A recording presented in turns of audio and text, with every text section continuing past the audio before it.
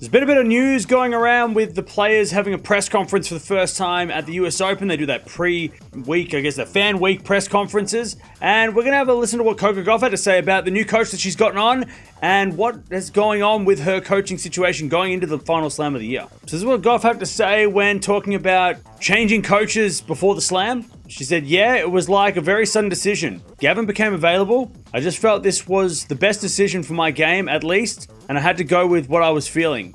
I think Matt is a great coach and a great person, and 100% loved working with him. Yeah, I mean, we obviously had a very successful partnership, but I'm just looking at long term.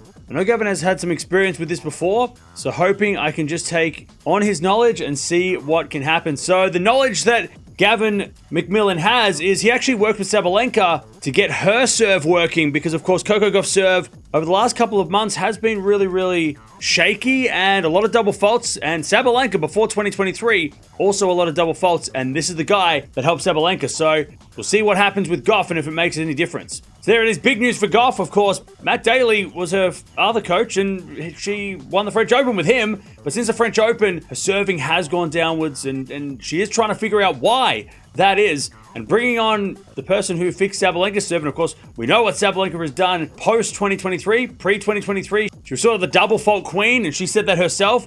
And then Gavin Macmillan came on, biometrics coach, came on, fixed her serve, and was able to go on and win Grand Slams and gets a world number one, Sabalenka. So Gauff is obviously going to be hoping the same, that her double fault count is lower at this tournament, or at least in the future. Maybe not instantly, but in the future. But let me know in the comments below. What do you think of this change? It's a big change before a Grand Slam to change coaches this, very suddenly, as she said as well. It's going to be interesting to see if her double fault count is lower. But there it is. Gauff getting a new coach just before the US Open to help her with her serve.